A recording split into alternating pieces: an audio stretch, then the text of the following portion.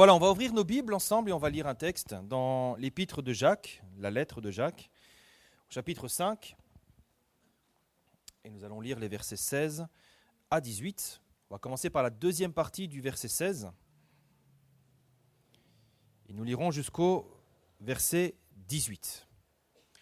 Voilà, je rappelle que le découpage en versets, en chapitres et en versets, ce n'est pas dans les textes originaux. Ce n'est pas comme ça que Jacques a écrit sa lettre. Il ne l'a pas écrite avec des chapitres et des versets. C'est un découpage qui a été fait bien après et parfois les découpages sont un petit peu... il faudrait peut-être les réajuster. C'est le cas ici, il me semble, puisque le verset 16 contient deux idées différentes. Et donc on va prendre la deuxième partie du verset 16 qui commence par la prière agissante du juste. Voilà, si vous avez trouvé, on va lire 5. Voilà, Jacques chapitre 5. La prière agissante du juste a une grande efficacité, ou la prière fervente. Élie était un homme de la même nature que nous. Il pria avec instance pour qu'il ne pleuve point, et il ne tomba point de pluie sur la terre pendant 3 ans et 6 mois. Puis il pria de nouveau, et le ciel donna de la pluie, et la terre produisit son fruit. Amen. La prière fervente ou agissante du juste a une grande efficacité. Et ce matin, le titre du message, c'est « Le chant de bataille de la prière ».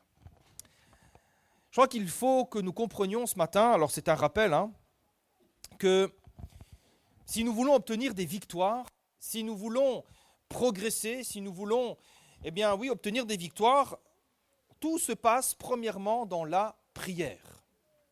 Trop souvent, on veut des victoires, on est dans des difficultés, on veut s'en sortir, on veut des solutions et on essaye de trouver des solutions par nous-mêmes.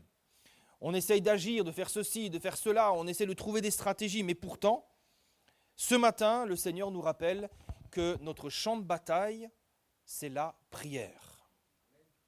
Tout se joue dans la prière. Les victoires dans nos vies, les plus grandes victoires que l'Éternel nous a accordées, très souvent, elles ne sont que le résultat de la prière. Nous avons prié, Dieu a agi ensuite. Si des âmes sont sauvées, si d'autres s'engagent avec le Seigneur par le baptême, c'est que derrière cela, il y a des hommes et des femmes qui prient. S'il y a des guérisons, des miracles, des prodiges, c'est parce que derrière tout cela, il y a des hommes et des femmes qui croient aux miracles et qui prient. Vous savez, notre véritable combat, là où nous devons placer peut-être le plus d'énergie, ce combat-là, il est dans la prière. On passe parfois tellement d'énergie à parler, à discuter, à argumenter, à trouver des solutions. Mais est-ce qu'on prend cette énergie-là pour la mettre dans la prière ? Je crois que ça serait plus efficace.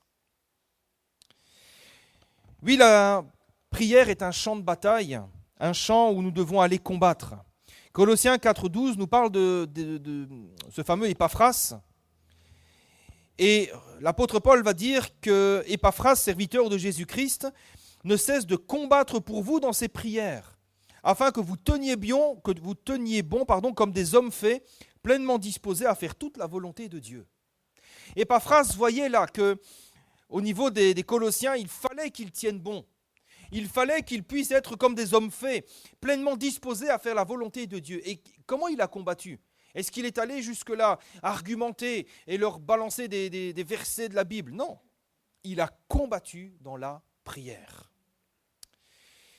Alors ce matin, nous allons revenir sur cette vérité fondamentale, le lieu où tout enfant de Dieu doit se tenir dans le combat pour obtenir une victoire sûre et certaine, c'est dans la prière. Amen. C'est pour ça que je dis toujours, une église qui prie, c'est une église qui marche dans la victoire, c'est une église qui est victorieuse. Puisque lorsque l'église est unie dans la prière, eh bien l'église est déjà victorieuse. Et c'est pareil dans nos vies. Quand nous nous tenons dans la prière, lorsque nous prions, même si nous sommes accablés, même si l'ennemi déploie toutes ses forces, tant que nous nous tenons dans le secret de la prière, là nous sommes victorieux parce que l'Éternel est avec nous. Et si l'Éternel est avec nous, qui sera contre nous ? Alléluia. Alors premièrement, nous allons voir combien les victoires s'obtiennent d'abord dans la prière. Et dans un deuxième temps, nous verrons comment faire pour que nos prières soient réellement efficaces.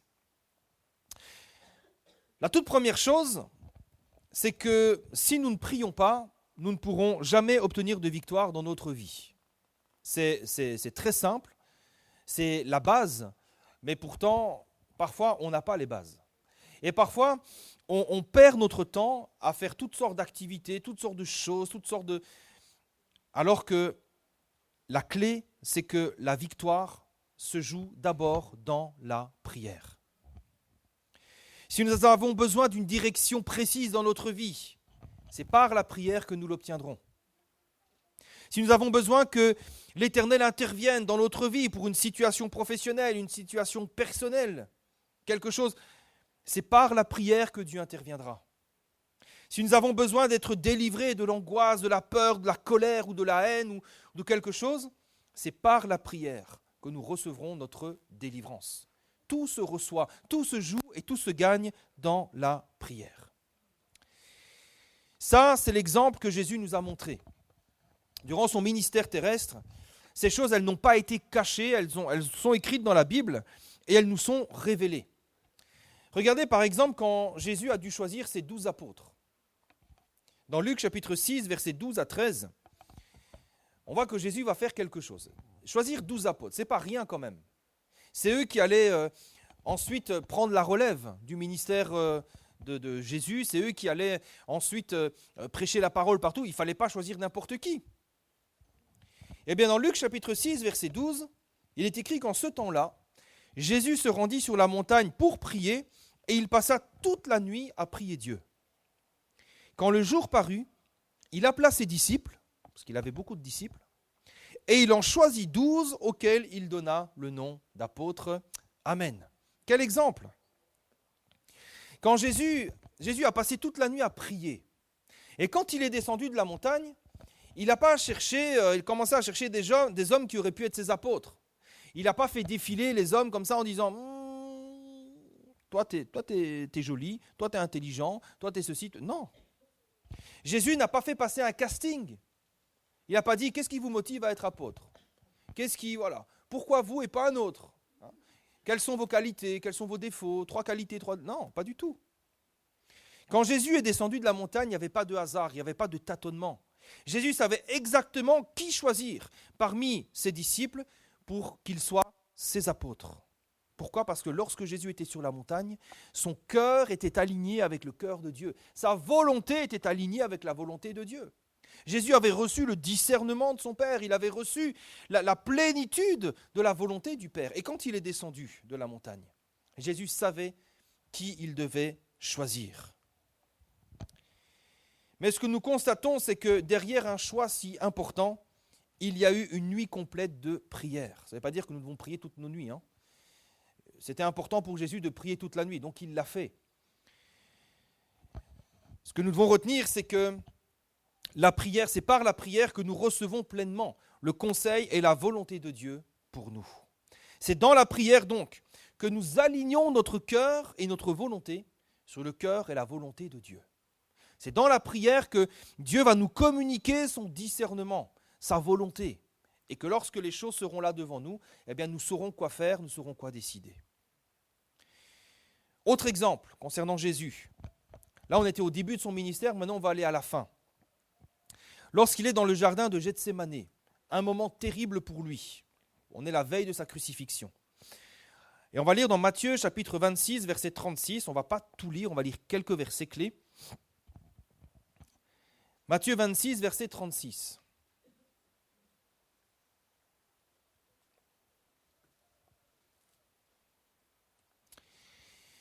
Il est écrit que Jésus alla avec eux dans un lieu appelé Gethsémanée, et il dit aux disciples, « Asseyez-vous ici pendant que je m'éloignerai pour prier. » Donc Jésus va s'éloigner pour prier. Au verset 39, « Ayant fait quelques pas en avant, il se jeta sur sa face et pria ainsi, « Mon Père, s'il est possible, que cette coupe s'éloigne de moi, toutefois non pas ce que je veux, mais ce que tu veux. » Au verset 42, il s'éloigna une seconde fois et pria ainsi, « Mon Père, s'il n'est pas possible que cette coupe s'éloigne sans que je la boive, que ta volonté soit faite. » Au verset 44, il les quitta et s'éloignant, il pria pour la 3e fois, répétant les mêmes paroles.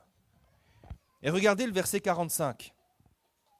Puis, Il y a un changement là, il y a une transition. Puis, il alla vers ses disciples et leur dit, « Vous dormez maintenant et vous vous reposez. Voici l'heure est proche. Et le Fils de l'homme est livré aux mains des pécheurs. » Écoutez bien le verset 46. « Levez-vous, allons. Voici, celui qui me livre s'approche. » Quel changement. Vous savez, le moment de la crucifixion était un moment absolument terrible pour Jésus. Jésus n'a pas été le premier homme à être crucifié. D'autres ont été crucifiés avant lui, et on savait très bien dans Jérusalem ce que ça signifiait être crucifié. Et pour Jésus, c'était un moment absolument terrible, parce que non seulement il savait qu'il allait souffrir atrocement, mais il savait également qu'il allait porter le poids des péchés de l'humanité sur ses épaules. C'est un moment qui lui a fait subir les pires angoisses de son existence. Luc nous rapporte que sa sueur est devenue comme des grumeaux de sang, tellement il était saisi d'angoisse, de stress, de peur.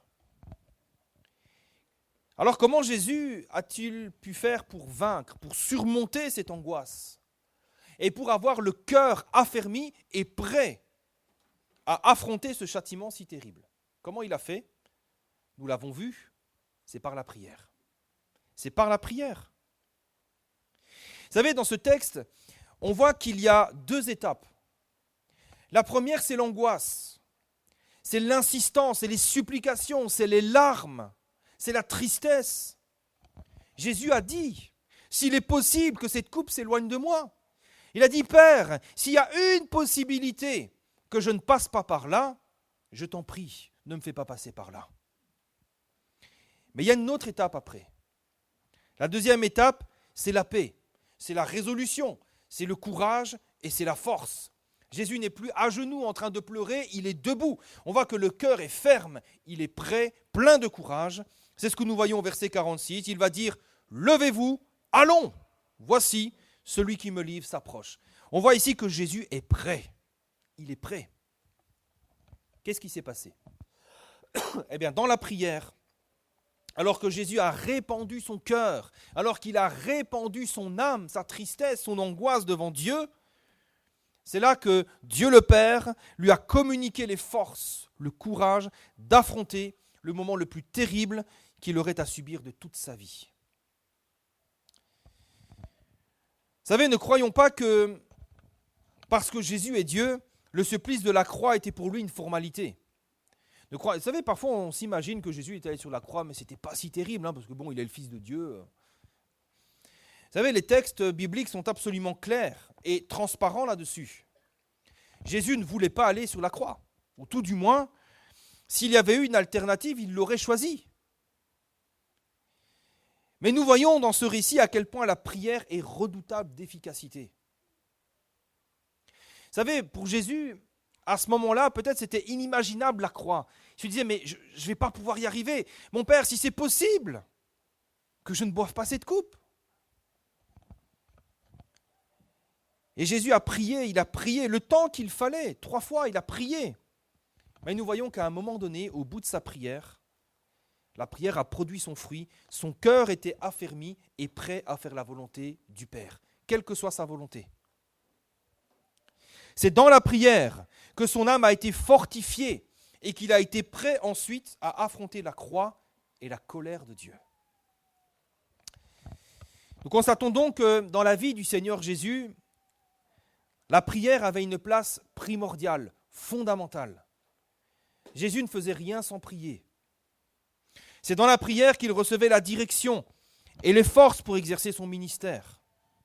Et c'est dans la prière que son cœur a été préparé pour affronter le pire châtiment qui soit. Jésus nous a montré l'exemple. Et c'est un exemple qui ensuite a été suivi par d'autres et que nous voyons ensuite partout dans le Nouveau Testament. Et pour n'en prendre qu'un seul, parce qu'il y en a beaucoup, on va lire ensemble ce récit bien connu dans Actes chapitre 12, versets 1 à 5.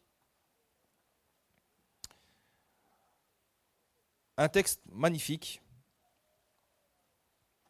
qui est rempli aussi d'une certaine, quand vous lisez la suite du texte, vous voyez qu'il y a une certaine, on ne va pas dire naïveté, mais il y a une certaine candeur.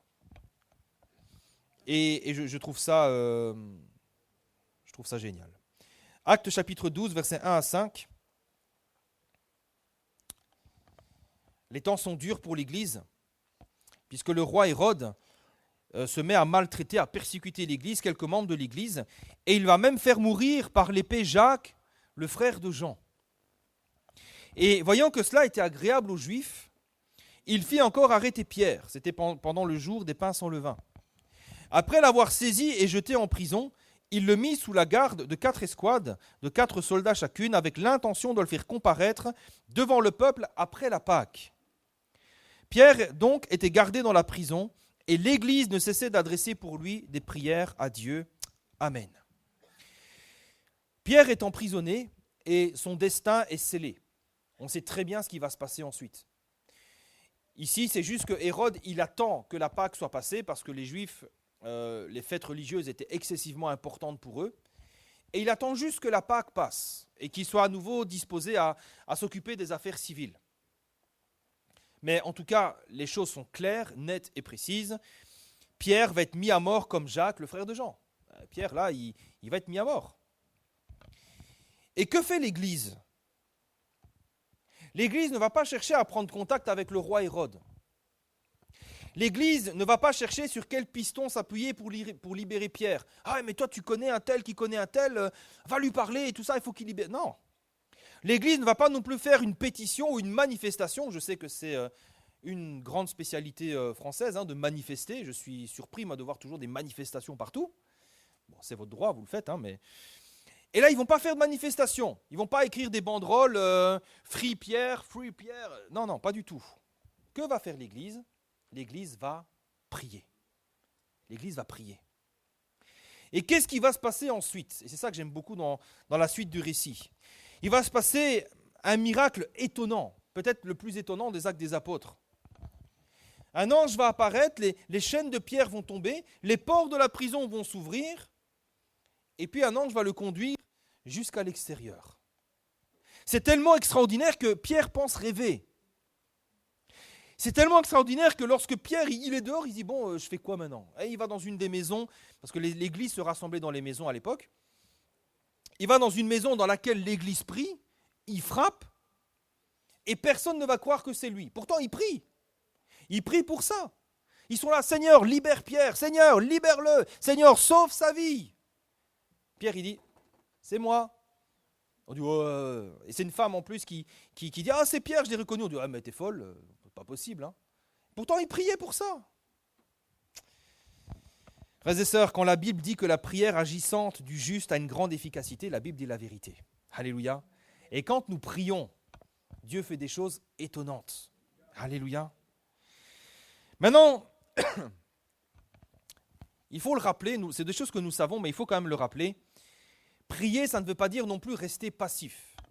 Prier, ça ne veut pas dire rester les bras croisés, j'ai prié et puis j'attends. Non. La prière ne veut pas dire que nous devons attendre que les choses tombent du ciel. La prière, bien au contraire, la prière, elle nous prépare à l'action. La prière, elle nous prépare à l'action.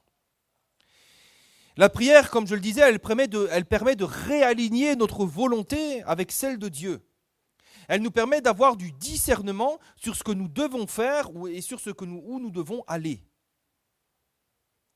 Connaissons bien ce texte qui nous dit « Demandez, on vous donnera ». Cherchez, vous trouverez, frappez et on vous ouvrira. Il y a une progression dans la démarche. Car quiconque demande reçoit, celui qui cherche trouve et on ouvre à celui qui frappe. Vous savez, si nous cherchons quelque chose, peut-être un travail, un conjoint, la paix ou quoi que ce soit d'autre, si nous cherchons quelque chose et que nous prions pour ça, les choses ne vont pratiquement jamais nous tomber du ciel. Je dis pratiquement jamais parce qu'il y a toujours des exceptions. De temps en temps, ça peut arriver. Moi, ça m'est déjà arrivé. Voilà. Par exemple, pour mon travail, je n'ai pas cherché, quand j'étais en Belgique, mon premier travail, je n'ai pas cherché mon travail, c'est mon patron qui m'a cherché, qui m'a appelé, qui m'a engagé. Mais ça, c'est l'exception, ça. C'est pas comme ça que ça se passe. Par contre, soyons sûrs d'une chose. Si nous avons besoin de quelque chose, que nous prions pour cela, Dieu va bénir nos recherches. Et c'est dans nos recherches que Dieu nous fera connaître quelle est sa volonté. Dieu va se révéler dans nos recherches, dans nos démarches. Puisqu'il est écrit, celui qui cherche trouve. Donc si tu pries et puis si tu cherches, eh bien le Seigneur te donnera de trouver. Et puis la prière implique aussi de frapper. Frapper, ça veut dire quoi? Ça veut dire qu'il faut se lever, se mettre en action et agir. Alors maintenant, on a déjà parlé de ces choses. Frapper, ça ne veut pas dire signer le premier contrat ou te mettre avec la première personne que tu rencontres parce que tu cherches un conjoint. Ça ne veut pas dire ça. Hein. Frapper, ça n'engage à rien. Hein. Frapper, c'est juste... voilà. Frapper, ça ne veut pas dire signer. Frapper, ça ne veut pas dire s'engager. Frapper, ça veut juste dire frapper. Hein. Autrement dit, la prière est tout sauf quelque chose de passif. Et même lorsque nous demandons quelque chose et qu'humainement nous n'avons rien à faire, par exemple nous sommes pris dans une maladie pour laquelle il n'y a peut-être pas de traitement, tu pries pour ça, humainement tu n'as rien à faire, mais notre attente doit quand même rester active. Qu'est-ce que ça veut dire? Éphésiens chapitre 6 verset 18. Faites en tout temps par l'Esprit toutes sortes de prières et de supplications. Veillez à cela avec une entière persévérance et priez pour tous les saints. Même si voilà, tu as une maladie peut-être incurable, il n'y a pas de traitement, tu es là, eh bien ta prière doit rester active. Continue à prier le Seigneur, continue à combattre dans la prière jusqu'à ce que tu reçoives ce que Dieu voudra te donner. Nous devons continuer à croire, nous devons continuer à persévérer dans la foi, continuer à combattre dans la prière, parce que c'est là que se trouve notre véritable combat, et c'est là que nous obtiendrons la victoire. C'est donc dans la prière que nous obtiendrons premièrement la victoire, avant qu'elle ne se réalise ensuite dans notre quotidien, quand nous nous mettrons à l'action. On peut reprendre l'exemple de Jésus, lorsqu'il a dû choisir ses 12 apôtres. C'est un très bel exemple. Jésus a passé toute la nuit à prier, et quand il est redescendu de la montagne, c'est lui qui a choisi ses apôtres. Ce ne sont pas eux qui sont venus à Jésus en disant « Jésus, un ange nous est apparu, c'est moi ton apôtre, c'est nous tes apôtres, regarde, on est là. » Ben non. C'est bien Jésus qui, après avoir prié, avait le discernement nécessaire dans son cœur, la conviction dans son cœur, la paix dans son cœur, pour savoir exactement qui étaient ces hommes. Alors, quand vous priez le Seigneur et que le Seigneur agit comme ça, je ne vais pas vous dire, je ne peux pas vous expliquer ce qui se passe, c'est un don de Dieu. Mais le Seigneur, il sait vous parler, il sait vous convaincre et il sait vous montrer quelle est sa volonté et quelle n'est pas sa volonté. Et si vous priez pour cela, ne vous inquiétez pas, le Seigneur va vous donner le discernement qu'il faut pour que vous sachiez exactement quelle est sa volonté. En tout cas, pour Jésus, c'était clair. Ses disciples étaient là et il savait exactement qui étaient ses disciples. Alors maintenant, comment faire pour que notre prière soit efficace? Comment faire? Nous l'avons vu, la prière agissante du juste a une grande efficacité. La prière fervente du juste a une grande efficacité. Premièrement, la prière efficace, c'est la prière du juste. Mais c'est qui le juste? C'est quoi un juste? Le juste, c'est premièrement celui qui est justifié par la foi. Autrement dit, tout enfant de Dieu est déclaré juste à cause de sa foi. Donc premièrement, ce sont les enfants de Dieu. Mais attention, deuxièmement, le juste, ce sont également les enfants de Dieu qui marchent dans la pureté, dans la sainteté et dans l'obéissance à la parole. Et ce point est très important. Proverbe 28, verset 9 nous dit que si quelqu'un détourne l'oreille pour ne pas écouter la loi, sa prière même est une abomination. Vous savez, si dans nos cœurs, en tant qu'enfants de Dieu, nous sommes rebelles à la voix de l'Éternel, si nous ne voulons pas l'écouter, si nous ne voulons en faire qu'à notre tête, si nous nourrissons un péché dans notre vie, si nous nous plaisons dans le péché, dans l'iniquité, si nous ne voulons pas obéir à Dieu, si nous refusons de nous repentir, comment voulez-vous que Dieu nous exauce notre prière? Vous savez, une relation suppose un échange entre deux personnes. C'est ça la définition d'une relation, des échanges entre deux personnes. Maintenant, si l'une des deux refuse d'écouter l'autre, si l'une des deux tourne le dos à l'autre en disant « ce que tu me dis, ça ne m'intéresse pas, ce que tu es ne m'intéresse pas, je n'ai pas envie de passer du temps avec toi », est-ce qu'il y a encore une relation? Il n'y a plus de relation. Et puis si tout à coup l'autre vient pour dire « ah ben j'ai un problème, j'ai besoin de toi, je suis dans le pétrin », qu'est-ce qui va se passer? Alors nous on dirait « ah bon alors, maintenant on vient, ah ». Bon, rassurez-vous, Dieu n'est pas comme ça. Par contre, ce que le texte dit, c'est que si nous ne venons à Dieu que de manière intéressée, comment voulez-vous que notre prière soit agréable à Dieu? C'est de l'hypocrisie. Si nous ne venons à Dieu que quand ça va mal et que le reste du temps on s'en fiche complètement de lui, si notre vie le méprise, si nous le méprisons à travers notre vie, vous savez, si nous ne venons à Dieu que lorsque ça ne va pas et que notre cœur est souillé par le péché, rebelle à Dieu, comment voulez-vous que notre prière soit agréable à Dieu? Notre prière, elles ne seront ni pures ni agréables à Dieu, puisque notre cœur est éloigné de Dieu, notre cœur sera rempli de péché. Et vous savez, généralement, c'est là qu'on fait des prières un peu bizarres. On dit, oui, Seigneur, voilà, tu vois, tel collègue, Seigneur, punis-le, Seigneur, frappe-le. On dit, Seigneur, tu vois, il y a cette promotion, donne-moi cette promotion. Mais en fait, qu'est-ce qui motive notre cœur? C'est la cupidité, c'est la méchanceté, la haine, la vengeance. Ce n'est pas des motifs purs. Si on est rebelle à Dieu, si nous avons détourné l'oreille de l'Éternel pour ne pas écouter sa loi, nos cœurs ne sont plus motivés par l'amour, par la sainteté, la justice, la pureté. Comment voulez-vous que cette prière soit agréable à Dieu? C'est pour ça que c'est comme une abomination devant l'Éternel. On priera peut-être, mais les motifs sont charnels, les motivations sont charnelles. Elles ne serviront qu'à satisfaire notre chair, elles ne glorifieront pas le Seigneur. Et le Seigneur ne va pas donner sa gloire à un autre. Comment voulez-vous que Dieu exauce de telles prières? Vous savez, quand nous refusons d'écouter et de mettre sa parole et ses conseils en pratique, quand nous méprisons ses avertissements, ses appels à la repentance, et puis que nous venons à lui uniquement parce qu'on traverse un moment difficile, vous savez, nous considérons Dieu comme une roue de secours. On le considère comme une béquille, ou alors comme le génie de la lampe dans Aladdin, et non plus comme le bon berger que nous aimons et que nous voulons suivre chaque jour de notre vie. Nous ne venons plus dans sa présence pour chercher sa volonté parce qu'on dit, Seigneur, mais je veux faire ce qui te plaît, je veux marcher dans tes plans, dans tes voies, je veux te suivre. Mais on est là, on dit, Seigneur, tu vois mes plans, tu vois mes projets, viens bénir tout ça, Seigneur. Viens bénir tout ça. Seigneur n'est pas à notre service, nous sommes à son service. Dieu ne rentrera jamais dans nos plans, c'est à nous de rentrer dans les siens. Et vous savez, quand on agit comme ça, c'est un peu ce qu'on voit dans certains films. Vous savez, vous avez une vieille tante âgée, là, sur le point de mourir, très riche.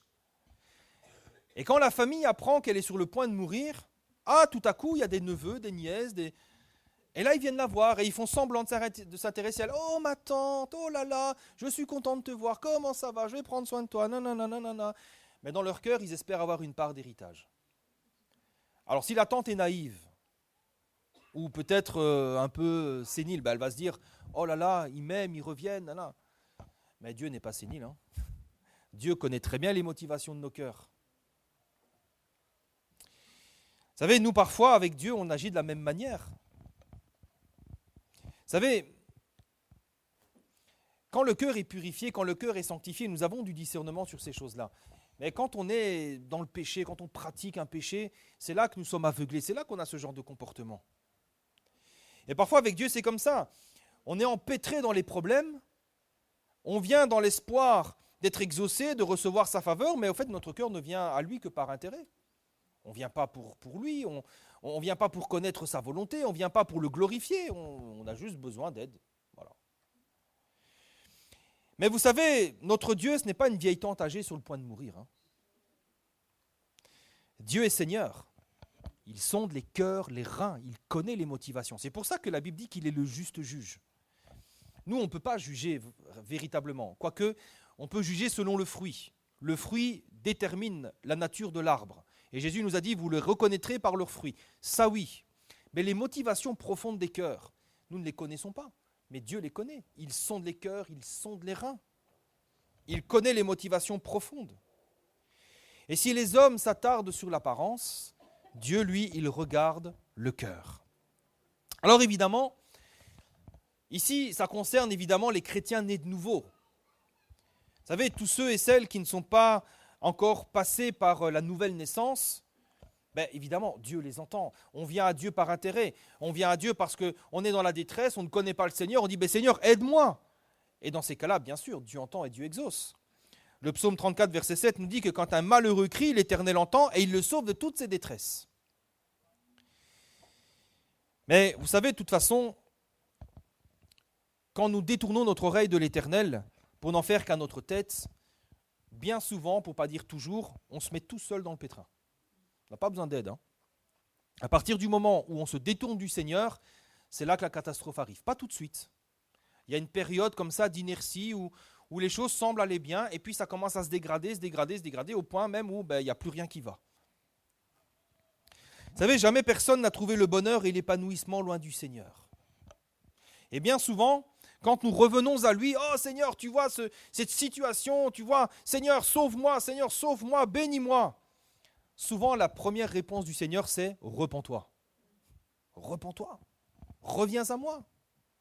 Je vous le dis parce que je l'ai vécu. Je ne suis pas en train de vous faire la leçon ou la morale. C'est des choses que j'ai vécues personnellement. C'est des choses que j'ai... Voilà, c'est pas aussi par expérience que je vous parle de ça. Le Seigneur nous dit, repens-toi. Souviens-toi d'où tu es tombé. Et ranime le feu du premier amour. Et souvent, ça règle tous les problèmes.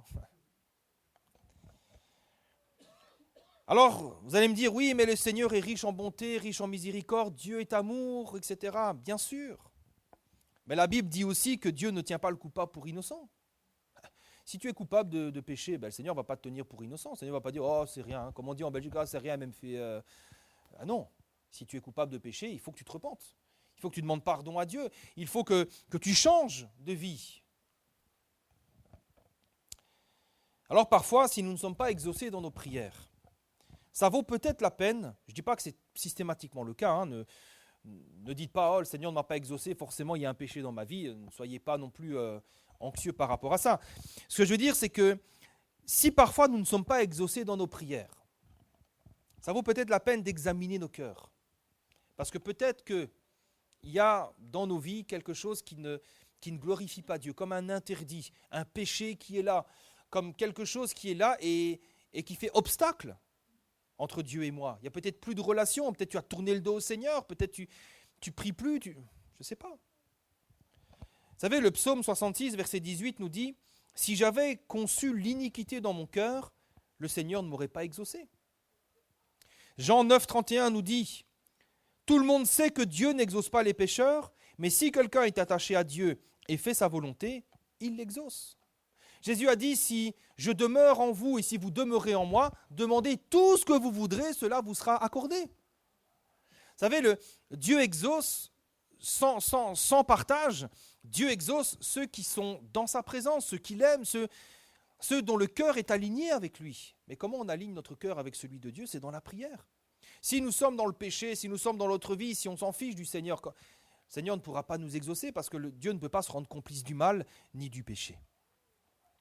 Alors la prière puissante et efficace, c'est la prière du juste, la prière de celui qui aime le Seigneur, la prière de celui qui cherche le Seigneur, qui marche dans la pureté, dans la sainteté, celui dont le cœur est tout entier à Dieu pour faire sa volonté. Et deuxième et dernier point, notre prière sera puissante et efficace si notre prière est avant tout une véritable rencontre avec Dieu. On en a parlé vendredi. Et on va en reparler un petit peu ici. Vous savez, le problème, c'est quoi? On dit, j'ai prié. Oui, mais est-ce que tu as rencontré Dieu? Vous savez, il y en a beaucoup qui prient, mais qui récitent. Dans certaines églises, on prie, mais en fait, on ne fait que réciter. Notre Père qui es aux cieux, etc. C'est de la récitation. Ce n'est pas ça la prière. La prière, c'est une rencontre avec Dieu. On a dit, c'est une relation. Si je suis là, que je commence à dire à Giovanni, si je suis en train de lire un truc à Giovanni, je ne fais que l'informer, il n'y a pas de relation. La relation, c'est quand je parle, Giovanni me répond, et je lui réponds, c'est ça une relation. Mais il faut qu'il y ait une rencontre. Et avec Dieu, c'est pareil. Si nous voulons que notre prière soit efficace, il faut qu'il y ait une rencontre, il faut qu'il y ait un échange avec Dieu.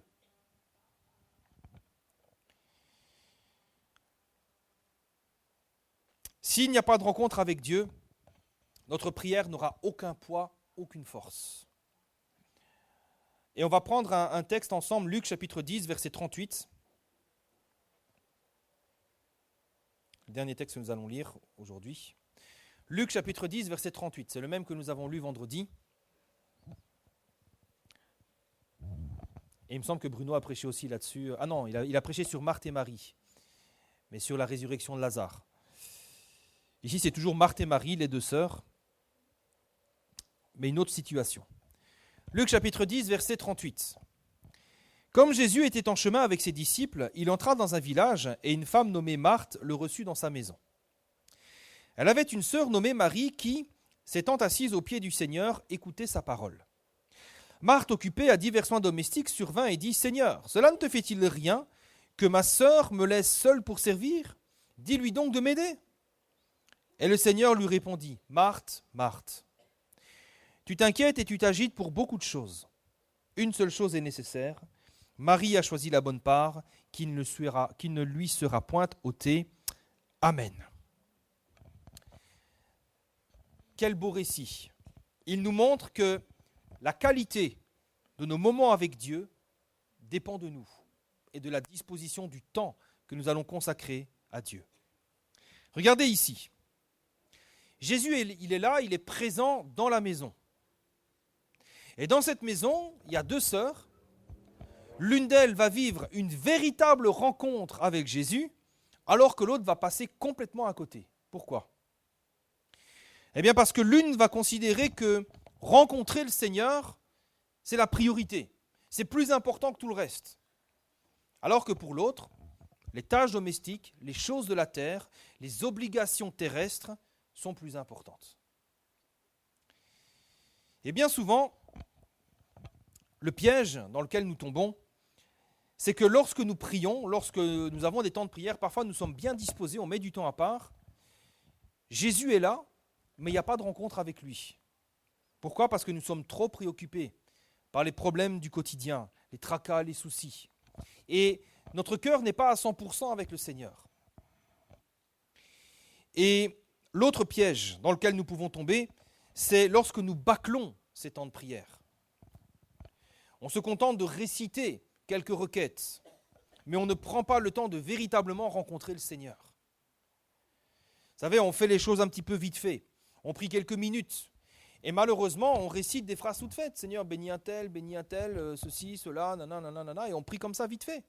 Mais on ne prend pas le temps d'avoir une véritable rencontre avec Dieu, de s'arrêter. C'est ce que Marie a fait. Marie, elle s'est arrêtée. Peut-être qu'elle avait les bras pleins de vaisselle et tout ça, et à un moment donné, elle allait tout laisser là. Et elle s'est assise. D'ailleurs, ça a scandalisé sa sœur, mais ce n'est pas grave. Le plus important, c'était d'écouter Jésus. Et elle a pris ce temps. Autrement dit, vous savez, il n'y a pas de raccourci, il n'y a pas de passe-droit. La prière efficace passe par une réelle rencontre personnelle avec Dieu, un temps de rencontre avec Dieu. Et comme pour toute rencontre, vous savez, c'est quelque chose qui se prépare, c'est quelque chose qui se planifie, et c'est quelque chose qui se vit à 100%. Je vais prendre un exemple que j'ai pris vendredi. Imaginez que vous avez rendez-vous avec monsieur le maire pour parler de votre problème. Vous avez un problème de terrain, vous avez un problème de travail, vous avez besoin de lui, et il vous fixe un rendez-vous. Qu'est-ce que vous allez faire ? Vous n'allez pas arriver comme ça, vous n'allez pas arriver en retard, non, vous allez vous préparer. Vous allez commencer premièrement par mettre vos idées en place, pour savoir à peu près ce que vous allez dire. Vous allez dire, bon, voilà, je vais parler de ça, j'ai parlé de ça je ne vais pas parler parce que bon, c'est inutile, etc. Ensuite, vous allez noter la date soigneusement dans votre agenda. Vous n'allez pas oublier. Vous n'allez pas dire, je ne sais plus si c'est mardi ou mercredi, je ne sais plus si c'est 11h ou midi, bon, on verra bien, de toute façon. Non, vous allez dire telle heure, telle date, et vous vous préparez, vous n'êtes pas en retard. Et enfin, une fois que vous êtes avec lui, vous avez remarqué, on ferme la porte, un entretien, seul à seul. Jésus nous a dit, quand tu pries, entre dans ta chambre, dans le lieu secret, ferme ta porte et prie. Une fois que vous êtes avec lui, avec monsieur le maire, là, vous n'allez pas vous laisser distraire par les oiseaux qui chantent ou par votre téléphone. Ça m'étonnerait que vous êtes en entretien avec monsieur le maire, il vous reçoit, et vous êtes là sur votre téléphone. Oh, un chat, c'est mignon. Non. Vous êtes avec lui. S'il vous donne 30 minutes, s'il vous donne 1 heure, vous allez être 30 minutes, 1 heure, 100% focalisé sur lui. Et vous n'allez pas penser à autre chose, vous n'allez pas vous laisser distraire par d'autres choses. C'est un temps entre lui et vous. Tout le temps de la conversation, c'est 100% avec lui, 100% pour lui. Et bien avec le Seigneur, c'est exactement pareil.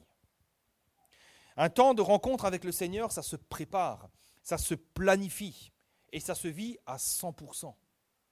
Trop souvent, on est là, on prie, il y a le téléphone qui est là, et puis parfois ça vibre, et puis on regarde, et puis on est distrait, et puis on entend une voiture qui passe. Non, un temps avec le Seigneur, ça se vit à 100%. Un temps de rencontre, ça se vit à 100%. Alors maintenant, certains vont dire, oui, mais moi, je n'ai pas le temps de passer ces temps-là avec le Seigneur. Je n'ai pas le temps. Je vais vous dire un secret. Personne n'a le temps. Personne. Marthe et Marie n'avaient pas le temps. Elles ne l'avaient pas le temps. Il y avait des invités dans la maison. Il y avait le Seigneur qui était là avec ses disciples. Il faut mettre les petits plats dans les grands. Il n'y avait pas le temps. Mais il y en a une des deux qui n'avait pas le temps, mais qui a pris le temps. C'est Marie. Comme je vous disais, peut-être qu'elle avait les mains pleines de vaisselle. Peut-être qu'elle était en train de faire frire les samoussas, ou je ne sais pas. Et à un moment donné, elle a arrêté la friteuse, elle a dit, bon, je vais me tenir aux pieds du Seigneur, c'est ça le plus important. Marie n'avait peut-être pas le temps, mais elle a pris le temps de rencontrer Jésus. Elle a mis en pause sa journée et ses activités. Elle a fait un choix. Et vous savez quoi ? Elle a fait le meilleur choix possible. C'est Jésus lui-même qui va le dire. Une seule chose est nécessaire. Et Marie a choisi la bonne part, celle qui ne lui sera pas ôtée. Les temps de prière efficaces sont des temps de rencontre avec Dieu, dans lesquels nous sommes à 100% avec lui. Ce sont ces temps-là où nous vivons un véritable échange avec le Seigneur. Quand nous prenons le temps d'être avec Dieu, d'être à 100% avec lui, c'est là bien souvent que nous vivons des temps. Moi en tout cas, c'est là où j'ai vécu les temps les plus extraordinaires avec le Seigneur. C'est là où j'ai entendu distinctement le Seigneur me parler, j'ai eu des révélations extraordinaires. Ce sont des temps formidables. Et même si le Seigneur ne vous dit pas des choses précises sur des problèmes ou autres, ce que vous recevez de sa présence est inimitable. Ce que vous recevez de sa présence n'a pas de prix. Ce n'est pas quelque chose que vous pourrez recevoir quand vous priez dans votre voiture ou quand vous priez entre deux portes. Et malheureusement, combien de fois nos temps de prière ne sont que de longs monologues, où on ne fait qu'informer le Seigneur de l'état de nos vies, de nos problèmes et ce qu'on souhaite qu'il fasse pour nous. Parfois, c'est ça. Et moi aussi, des fois, je dois veiller à ça parce que je me dis, oulala, tu es en train de faire un monologue là, stop, recentre-toi. Voilà, c'est un temps de rencontre avec Dieu. Et puis, encore une fois, vous savez, ce n'est pas fondamentalement un problème en soi. C'est vrai que des fois, on n'a pas vraiment le temps d'avoir un véritable temps de rencontre avec le Seigneur. Parfois, on est pressé, on n'a pas physiquement le temps. Mais ce n'est pas grave. Ce qui est grave, c'est que si tous nos temps de prière sont comme ça, ben là, c'est problématique. Vous savez, il n'y a que lorsque nous prendrons le temps d'une réelle rencontre avec le Seigneur que nous pourrons entendre le Seigneur nous parler en retour, parce que c'est là que se trouve notre véritable victoire. Vous savez combien de fois je n'ai pas prié le Seigneur de tout mon cœur pour une situation, et j'ai entendu le Seigneur me parler en retour. J'ai entendu, il y a eu des versets que le Seigneur m'a communiqués, il y a eu des paroles que Dieu m'a communiquées. Et à chaque fois que je recevais ces paroles dans mon cœur, je savais que j'avais obtenu la victoire. Le Seigneur m'a dit des choses, et quand vous avez reçu une parole, vous savez que vous êtes dans la victoire. Alors, le problème continue encore pour quelque temps. La situation continue à être compliquée pour quelque temps, mais vous savez que ce que Dieu vous a dit va s'accomplir. Et ça vous donne une solidité, ça vous donne une fermeté, un courage, parce que vous savez que l'Éternel a parlé, et si l'Éternel a parlé, vous savez que l'Éternel fera toujours ce qu'il a dit. Mais si nous voulons recevoir cette parole, si nous voulons recevoir ces révélations, si nous voulons recevoir ces victoires dans la prière, nous devons avoir de véritables temps de rencontre avec le Seigneur. Alors en conclusion, notre champ de bataille, le lieu où nous devons combattre, c'est à genoux dans la prière. C'est dans la prière que tout va se passer. C'est là que nous allons combattre, c'est là que nous allons obtenir la victoire, et c'est ensuite que nous allons voir cette victoire se réaliser dans notre quotidien. Mais tout se passe premièrement dans la prière. Alors comment faire pour prier efficacement ? Premièrement, nous avions vu que la prière efficace est celle du juste. Le juste, c'est qui ? C'est l'enfant de Dieu qui marche dans l'écoute et dans l'obéissance à la parole du Seigneur. Le juste, c'est l'enfant de Dieu qui veut faire la volonté de son Père. C'est celui qui dit, Seigneur, non pas ce que je veux, mais ce que tu veux. Là, votre prière est entendue, votre prière sera exaucée. Et deuxièmement, nous avons vu que la prière efficace, c'est lorsque la prière est une véritable rencontre avec Dieu. Alors ce matin, frères et sœurs, combattons le bon combat. Amen. Combattons le bon combat. Allons sur le champ de bataille avec foi, le champ de bataille de la prière avec foi. Allons sur ce champ de bataille avec un cœur purifié, avec des motivations pures. Et l'Éternel qui est avec nous nous donnera la victoire. Et puis un dernier mot. Si nous ne savons pas comment prier, eh bien comptons sur l'aide du Saint-Esprit. Et trop souvent, on se décourage, on dit « Ah, je ne sais pas comment faire, je suis fatigué, ne gagne pas ». Vous savez que le Seigneur nous a donné son Saint-Esprit, le Paraclet. Il est avec nous tous les jours. Et Romains 8, 26 nous dit que l'Esprit nous aide dans notre faiblesse, parce que nous ne savons pas ce qu'il convient de demander dans nos prières. On ne sait pas parfois. Mais l'Esprit lui-même intercède par des soupirs inexprimables. Et celui qui sonde les cœurs connaît la pensée de l'Esprit, parce que c'est selon Dieu qu'il intercède en faveur des saints. Tu ne sais pas ce qu'il convient de demander, tu ne sais pas, tiens-toi simplement devant le Seigneur. Le Saint-Esprit, il sait et il va t'aider. Le Saint-Esprit va te communiquer ce qu'il faut. Ce qui est important, comprenons bien que notre champ de bataille se trouve dans la prière. C'est dans la prière que nous obtenons la victoire. Purifions nos cœurs devant le Seigneur. Tenons-nous là dans la prière comme un véritable temps de rencontre avec le Seigneur. Et alors le Seigneur nous exaucera. Le Seigneur manifestera sa gloire et sa puissance. Que Dieu nous bénisse et que Dieu nous aide. Amen. On va prier le Seigneur.